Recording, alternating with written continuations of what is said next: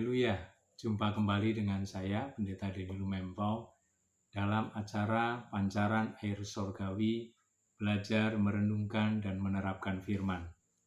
Adapun firman Tuhan hari ini, saya berikan tema, Suara Gembala dalam Khotbah Online.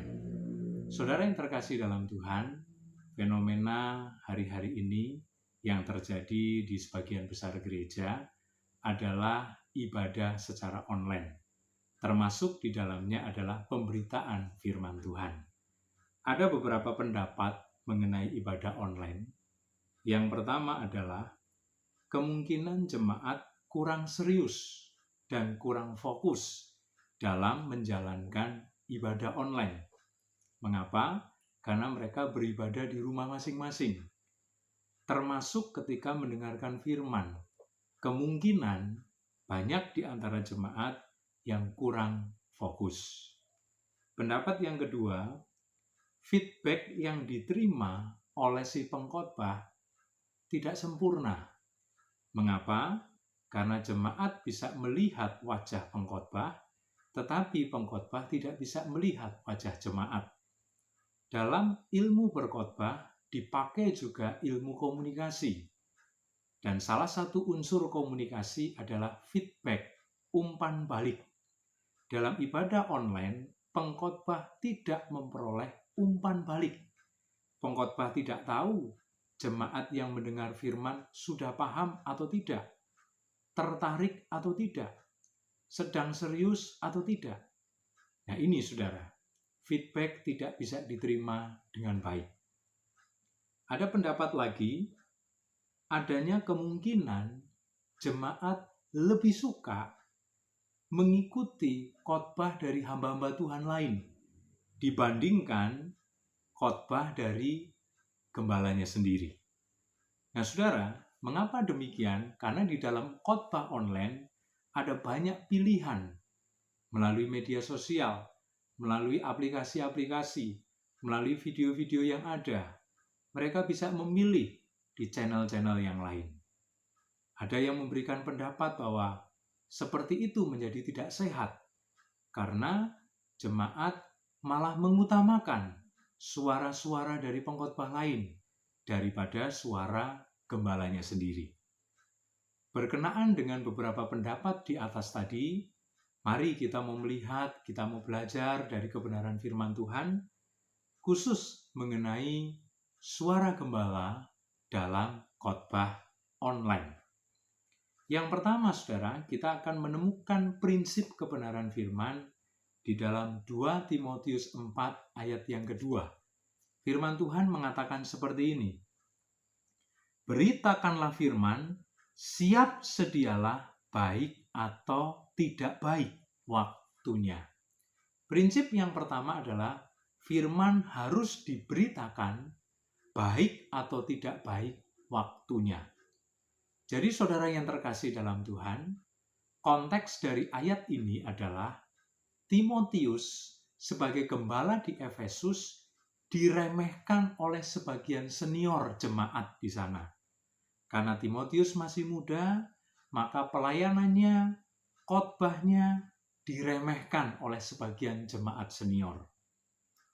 Lalu kemudian di Efesus muncul juga guru-guru palsu yang menjadi tanda kutip saingan bagi Timotius.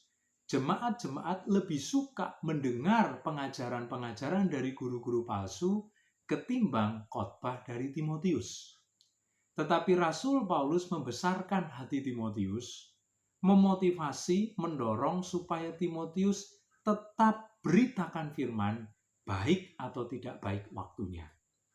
Jadi saudara, prinsip yang pertama yang kita peroleh, situasi apapun firman harus diberitakan.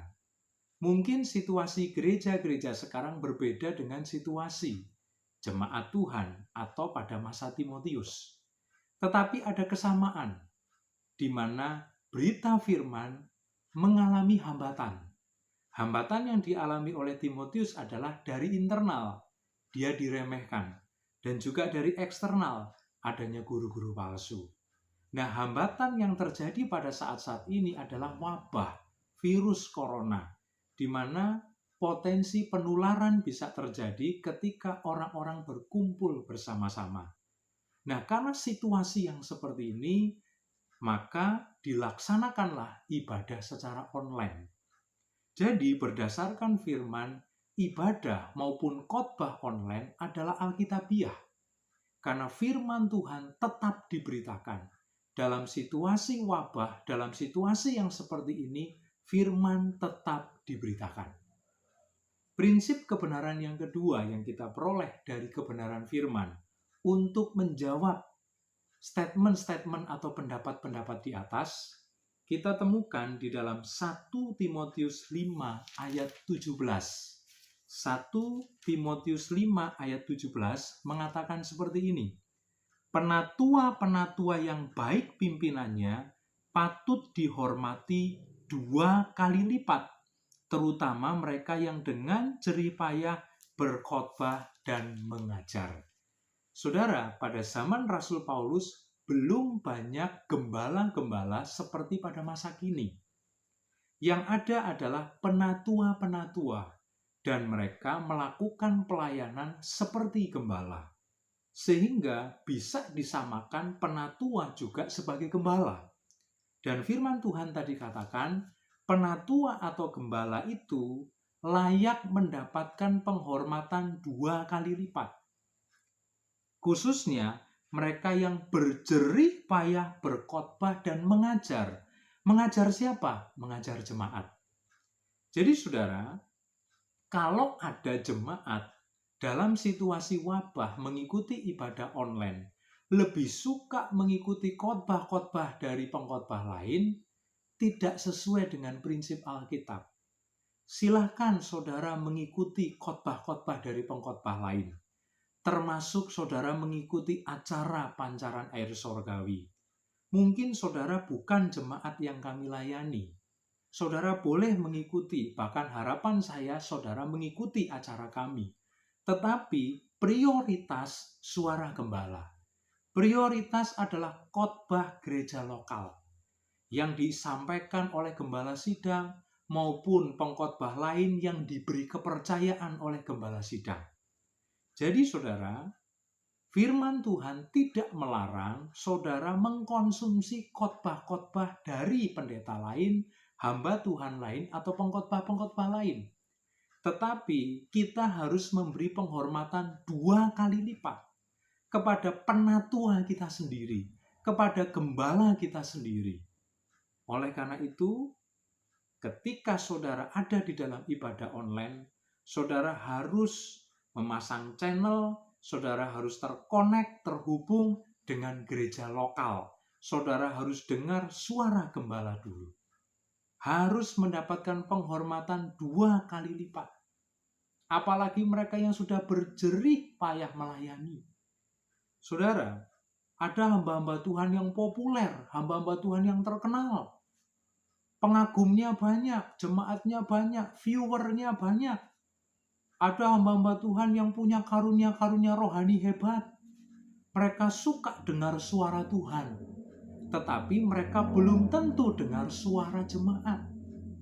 Saudara sebagai jemaat ketika sakit malam-malam, lalu saudara menelpon, yang saudara telepon adalah gembala saudara. Yang mendengar suara jemaat adalah gembala saudara. Ada banyak hamba-hamba Tuhan yang ngaku sering dengar suara Tuhan, tapi belum tentu dengar suara jemaat. Oleh karena itu, hormati gembala. Utamakan suara gembala. Utamakan khotbah gereja lokal. Setelah itu, baru saudara bisa mengikuti channel-channel yang lain. Bisa terkonek dengan khotbah-khotbah yang lain. Itu prinsip yang kedua yang kita dapatkan dari firman Tuhan. Yang ketiga, 2 Timotius pasal 4 ayat 3 sampai 4. Mengatakan seperti ini.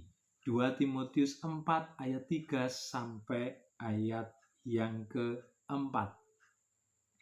Karena akan datang waktunya orang tidak dapat lagi menerima ajaran sehat, tetapi mereka akan mengumpulkan guru-guru menurut kehendaknya untuk memuaskan keinginan telinganya. Mereka akan memalingkan telinganya dari kebenaran dan membukanya bagi dongeng. Saudara, hati-hati, di akhir zaman akan muncul guru-guru palsu, pengajar-pengajar sesat, yang menyukakan kuping, yang menyenangkan pendengaran. Mereka seringkali mengucapkan atau menyampaikan cerita-cerita dongeng, alias hayalan, fiktif, palsu. Saya tidak mengatakan semua pengkhotbah di luar sana palsu, tidak, saudara. Tetapi Rasul Paulus menasehatkan, ujilah segala sesuatu, peganglah yang baik.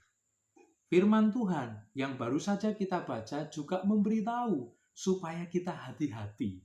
Karena di akhir zaman akan muncul orang-orang yang memberi ajaran-ajaran palsu, ajaran-ajaran sesat, tapi penampilan mereka bagus, rapi, perkataan mereka indah, elok, enak didengar, dan lain sebagainya. Jadi saudara harus hati-hati ketika terkonek dengan pengkhotbah-pengkhotbah. Saudara harus uji dan saudara harus pegang yang baik. Jadi saudara yang terkasih dalam Tuhan, prinsip yang ketiga ini tidak kalah penting. Saudara setelah utamakan suara gembala, saudara boleh terkonek dengan pengkhotbah-pengkhotbah lain, termasuk terkonek dengan saya, termasuk terkonek dengan acara pancaran air sorgawi. Tetapi saudara tetap harus menguji segala sesuatu dan peganglah yang baik. Jadi saudara yang terkasih dalam Tuhan, bahayanya saat-saat ini muncul banyak pengajar-pengajar sesat. Dan kalau seperti itu, kasihan gembala. Gembala harus melindungi saudara. Gembala harus 24 jam mengawasi saudara, supaya saudara tidak tersesat. Nah, oleh karenanya, kita tetap nikmati saja ibadah online ini, mengacu kepada prinsip-prinsip kebenaran firman Tuhan. Jadi yang pertama, ibadah online Alkitabiah. Karena firman Tuhan berkata, beritakan firman, baik atau tidak baik waktunya. Yang kedua, prinsip kebenarannya, utamakan suara gembala. Karena penatua, gembala yang berjerih lelah, layak dapat penghormatan 2 kali lipat. Prinsip yang ketiga, hati-hati, waspada, jangan mudah percaya. Saudara harus pegang yang baik. Uji, pegang yang baik. Dan ibadah online ini akan mendatangkan kemanfaatan. Firman Tuhan secara online akan menjadi berkat bagi kita semua apabila kita mengikuti prinsip-prinsip kebenaran firman Tuhan. Demikian firman Tuhan yang dapat saya sampaikan. Jangan lupa saudara like, share seluas mungkin, dan tekan tombol subscribe apabila saudara merasa terberkati dengan acara ini. Tuhan Yesus memberkati.